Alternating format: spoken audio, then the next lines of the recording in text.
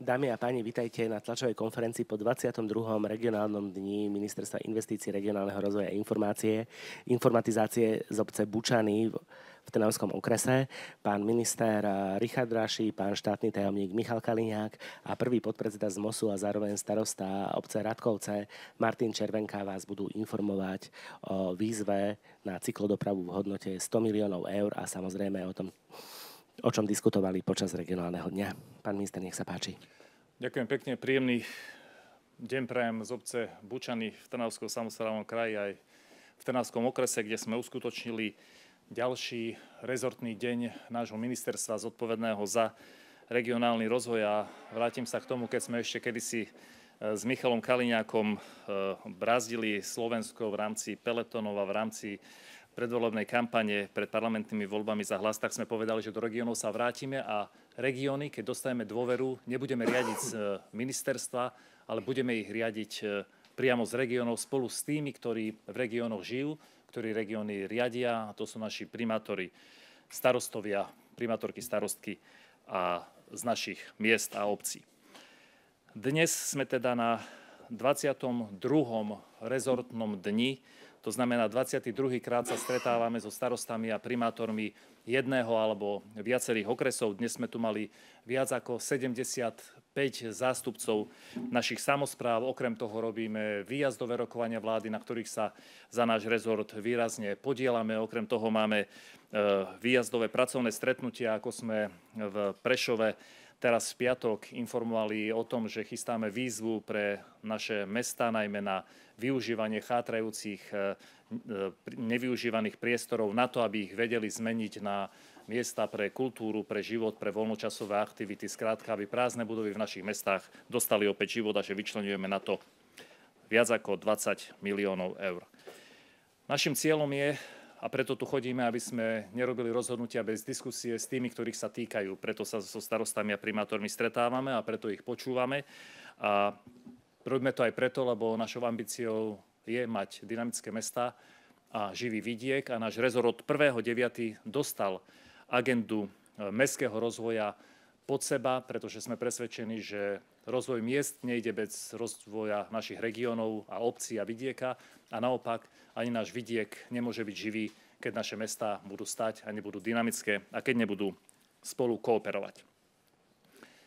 Práve dnes naše ministerstvo vyhlasuje výzvu o nenávratný finančný príspevok, teda eurofondovú výzvu na podporu cyklodopravy. Je to výzva, ktorá bude postupne naberať objem 100 miliónov eur z európskych peňazí. Dnes sa vyhlasuje prvá časť výzvy v objeme takmer 84 miliónov eur a bude to na podporu projektov, ktoré výrazne prispejú k výraznejšiemu využívaniu nemotorovej, v tomto prípade najmä cyklistickej dopravy v rámci prepravy na území sídiel a medzi sídlami. Ide o výzvu, ktorá má na starosti a očakáva sa od nej podporenie a rozšírenie siete cyklodopravných trás, teda opakujem cyklodopravných, teda tých trás, ktorých cieľom bude najmä odľahčenie dopravy, ktorých cieľom bude, aby sa ľudia presunuli z motorových vozidiel či z mestskej hromadnej dopravy na cyklochodníky a teda bude vytvárať nové spojnice tam, kde ľudia teraz, alebo rozširovať existujúce tam, kde ľudia teraz využívajú motorové vozidlá. Okrem toho, že je táto výzva určená na tzv. Líniovú cyklistickú infraštruktúru, je určená aj pre doplnkovú cyklistickú infraštruktúru, to znamená, môžu to byť systémy zdieľaných bicyklov, e-bicyklov, ekolobežiek, ale aj napríklad odstavné zariadenia pre bicykle. Tí, ktorých o to chcú žiadať, môžu žiadať o opatrenia a projekty, ktoré sú určené pre rekonštrukciu, modernizáciu či výstavbu novej infraštruktúry pre cyklistickú dopravu. Sú to aj tzv. Prvky upokojovania dopravy. To znamená, aby sa naozaj tá doprava presúvala a doprava sa stávala bezpečnejšou. Cieľom je tejto výzvy tzv. Vízia 0. To znamená, aby sme dospeli k bodu, že bude 0 úmrtí na našich cestách a obciach práve preto, že sa bude vytvárať bezpečná alternatíva a ekologická cyklodoprava, ale je to aj výzva na obstaranie, rekonštrukciu a modernizáciu doplnkovej cyklistickej infraštruktúry. Dôležitou informáciou je, že žiadateľmi na túto výzvu, ktorá začína v objeme 84 miliónov eur a v budúcom roku bude rozšírená až na 100 miliónov eur, môžu byť obce, mestá, mestské časti, združenia obcí alebo združenia právnických osôb s výlučnou účasťou obcí. Môže to byť vyšší územný celok, môže to byť ale aj rozpočtová či príspevková organizácia, ktorej zriaďovateľom je vúcka, mesto alebo obec, ale môžu to byť aj mimovládne organizácie, občianske združenia, neziskové organizácie alebo rozličné nadácie. Je to výzva, kde sa môžu predkladať projekty v hodnote viac ako 201 000 eur. Je otvorená, to znamená, bude otvorená dovtedy, kým budú disponibilné finančné prostriedky. A čo je dôležité, ide o výzvu, ktorá je súčasťou tzv. Integrovaných územných investícií, čo znamená, že peniaze budú rozdelené do jednotlivých regiónov a tu v regiónoch sa bude rozhodovať o tom, na aký projekt koľko peňazí pôjde a čo bude podporené. To znamená, že nebude sa o tom rozhodovať niekde u nás na ministerstve, ale priamo v regiónoch, priamo zástupcovia regiónov si budú sami určovať, ktoré projekty sú pre nich najprospešnejšie a ktoré projekty treba podporiť. Táto výzva má aj isté obmedzenia, keďže podobná výzva je otvorená v pláne obnovy pre mestá, tzv. Jadrové mestá nad 20 000 obyvateľov, tak tieto mestá sa budú môcť do našej výzvy zapojiť až vtedy, keď sa vyrieši a ukončí projekt z plánu obnovy.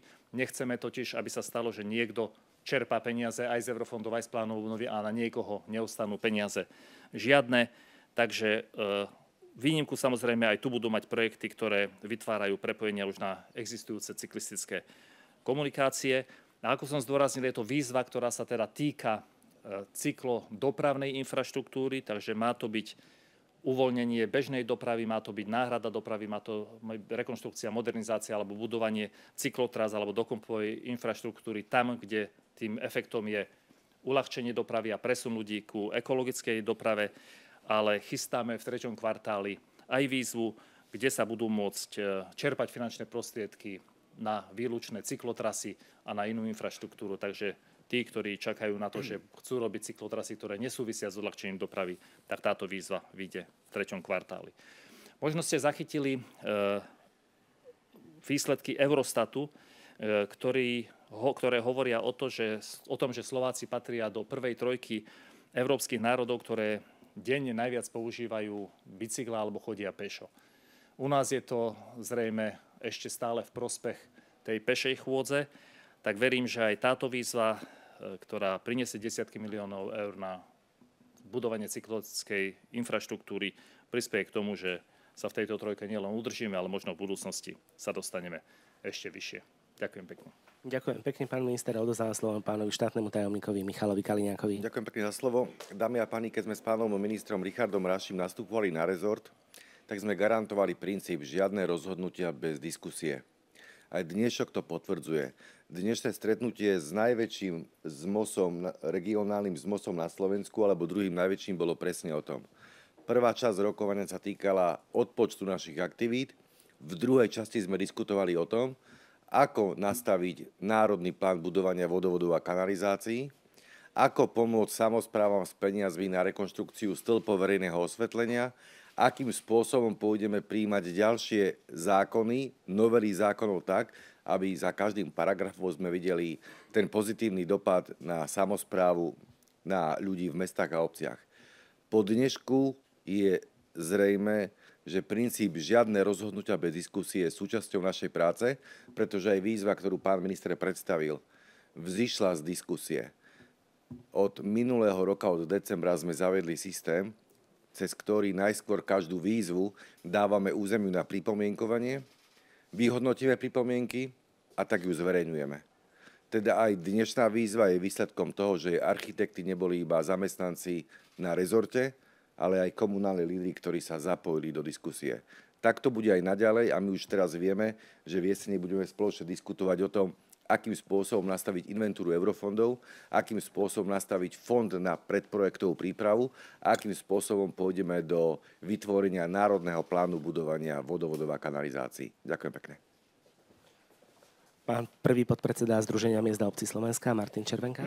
Ďakujem pekne. Združenie miest a obcí Slovenska veľmi pozitívne vníma kroky Míry a to, že chodí medzi starostov a primátorov a rozpráva sa s nimi o ich problémoch, pretože je úplne iné počuť tieto problémy alebo čítať o nich v Bratislave z listov a je úplne iné, keď si ich zažijete na tom mieste a ten človek priamo, ktorý zastupuje tú obec, mesto, má tú možnosť tomu ministrovi alebo štátnemu tajomníkovi povedať o tom svojom probléme a ten naozaj si ho vie uložiť a vie na neho adekvátne reagovať.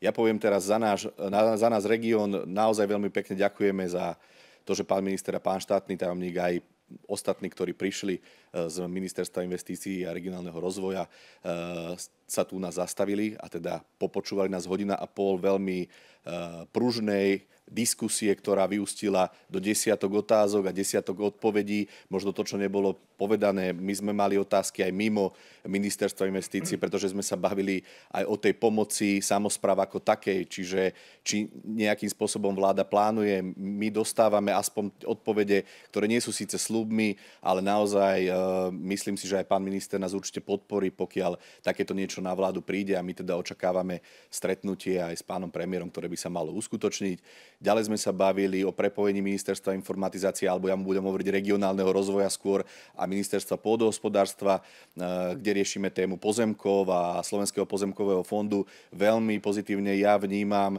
kroky pána Kaliňáka, ktorý sa stretol s Ministerstvom pôdohospodárstva alebo s ľuďmi, pánom ministrom a tak ďalej a pripravili rôzne zmeny, ktoré budú mať pozitívny dopad pre mestá a obce. A teda okrem kanalizácií sme sa bavili o miestnych komunikáciách. Už tu bolo povedané o spolupráce s Vúckou a radami partnerstva. Niektoré veci sa dajú zmeniť, niektoré sa nedajú zmeniť. Čiže za nás zo 150 starostov a primátorov, ktorí sú v Združení miest a obcí regiónu Jaslovské Bohunice. Dnes sa meralo 75 starostov, čo je polovica. Ak si zoberiete dátum, ktorý dnes je, tak ja im veľmi pekne ďakujem a aj to je dôkaz toho, že tie regionálne dni Míry majú zmysel a naozaj je dobre, ak ministerstvo chodí do regiónov. Ďakujem veľmi pekne. Dobrý deň, Podstavková televízia Teatry. Pán minister, možno keďže máte rezortný deň, čo ste už absolvovali, aké návštevy a ešte aké vás čakajú dnes? Zabudol som povedať, že počas rezortných dní vždy aj fyzicky kontrolujeme eurofondové projekty, ktoré boli podporené z európskych peňazí. Jednak na to, aby sme videli, čo reálne bolo urobené z európskych peňazí a zároveň povinnosťou každej krajiny je robiť aj publicitu toho, na čo európske peniaze idú. Čiže videli sme jeden veľmi úspešný projekt v obci Cífer, ktorý bol podporený v rámci tzv. Interregu, teda cezhraničnej spolupráce s partnerov z obcov Modrá z Českej republiky. Je to projekt, kde sa preinvestovalo viac ako 2 milióny eur na vytvorenie archeoparku a teda každého, kto si nevie predstaviť, čo to je, tak pozývam, nech sa do obce Cífer ide pozrieť, pretože urobili kus historickej roboty, zrekonštruovali obydlia, aké tu kedysi za Rimanov a Germánov boli, ale zároveň zrekonštruovali aj starý rozpadajúci sa mlyn, kde je krásna expozícia a zároveň miesta pre rozličné workshopy, takže je to veľmi dobrý, veľmi úspešný projekt. Stihli ho na poslednú chvíľu a je to projekt toho, ako sa európske peniaze v tomto prípade zo slovensko-českého projektu Interreg majú využiť. A ja konkrétne ešte pôjdem na kontrolu projektu tu v obci Bučany, kde bola zrekonštruovaná z európskych peňazí za 1 000 000 eur kúria. Teda tiež je to o tom, aby sme videli, že máme totiž mnohé unikátne miesta, unikátne budovy, unikátnu históriu v našich mestách a obciach, ale mestá a obce nemajú peniaze na to, aby ju čo len udržiavali, nie to ešte, aby ju vedeli rozvíjať. Čiže keď niekto je euroskeptický, tak ja vravím, že myslíte na to, že možno 3 zo 4 investícií, ktoré sa vo vašej obci udiali, boli robené vďaka eurofondom. Možno to bola materská škola, možno rekonštrukcia kultúrneho domu, možno to bolo Wi-Fi, ktoré vám tam natiahli, alebo sa zrekonštruoval chodník cesta, urobilo sa detské ihrisko, alebo domov sociálnych služieb, alebo obecný podnik. A to všetko sú peniaze, ktoré vo väčšine prichádzajú z Európskej únie. Čiže máme aj výhrady mnohokrát, ale toto je niečo pozitívne, čo chceme, aby teda aj občania Slovenskej republiky vedeli a možno sa nastavili aj trošku pozitívne v tých mnohých problémoch, ktoré majú.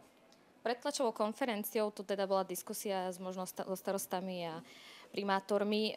Aké sú tie najväčšie problémy, ktoré teda ste možno prečítali v tomto regióne a či už máte možno nejaké nápady, ktoré by ste teda priniesli na vládu, ktoré by tu pomohli?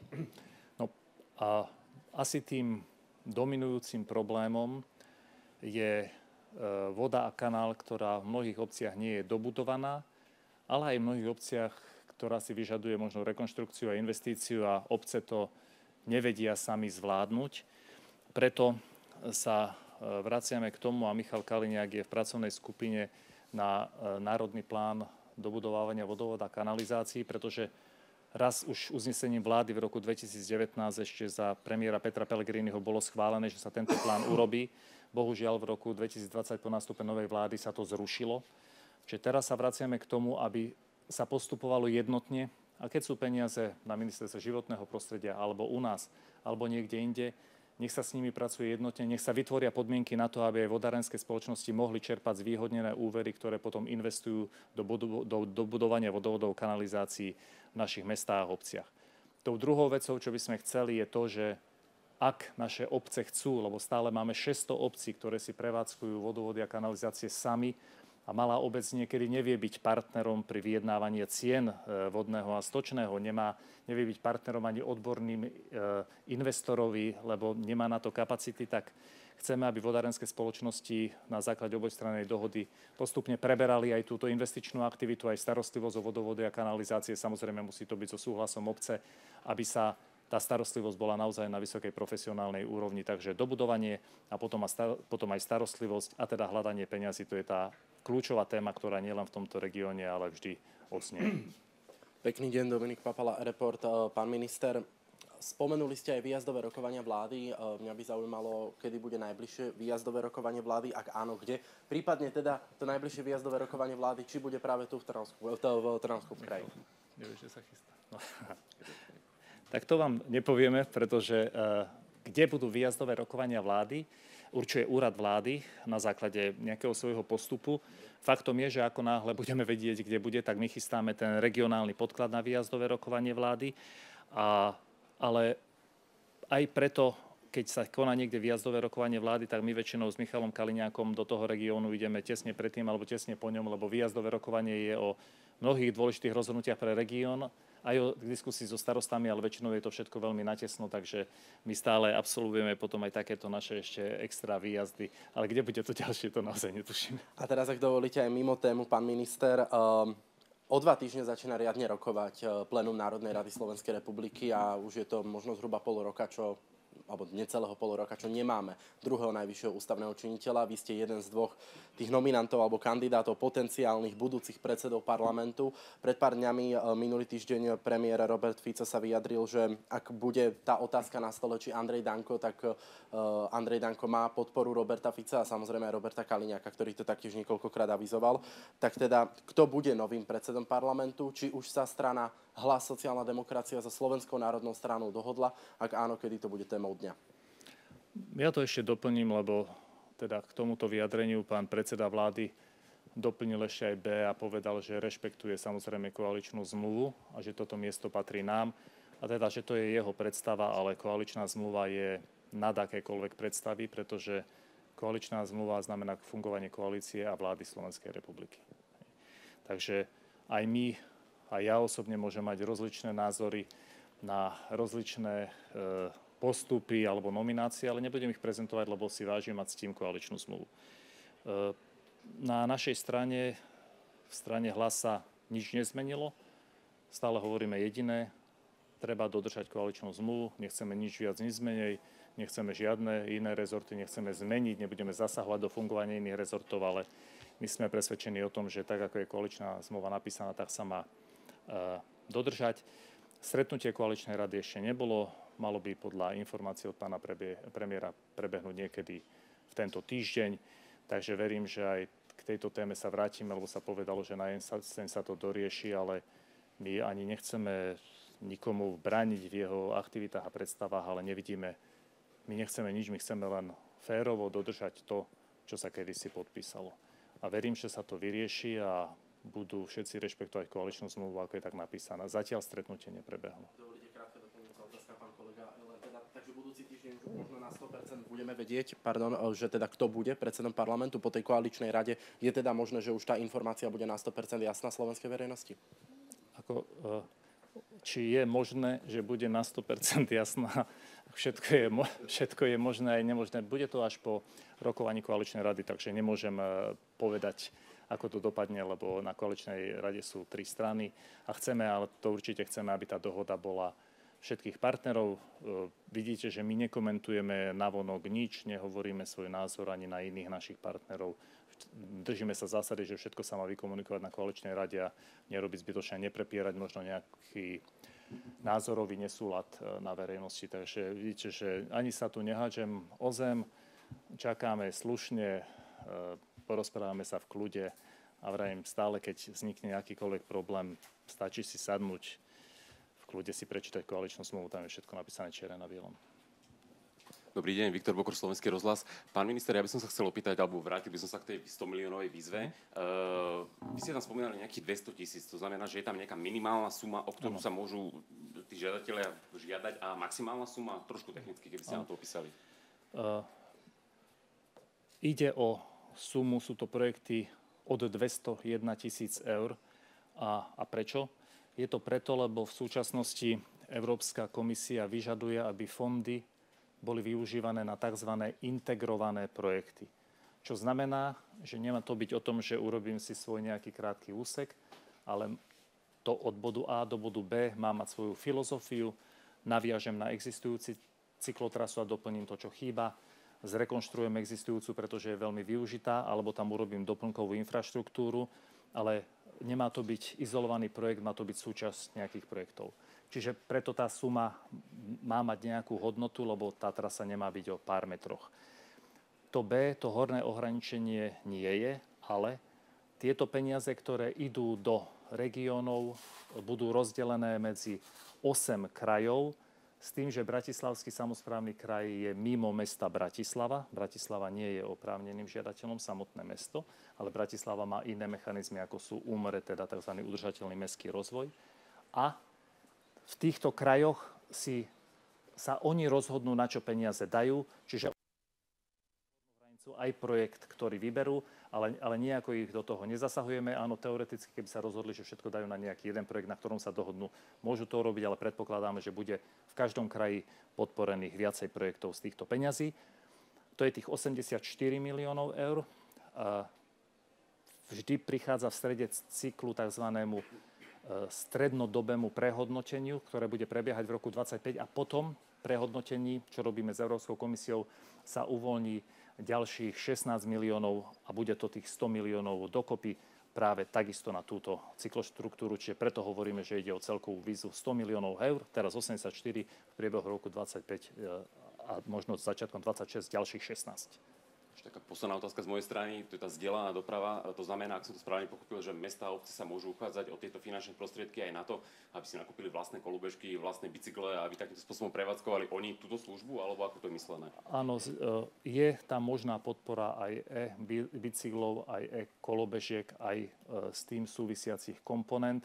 Čiže áno, ale vždy, tak ako ste povedali, vždy veríme, že to bude mať prvok integrácie a samozrejme spájanie aj nielen v tomto projekte, ale aj v akýchkoľvek iných obcí je vždy prospešné.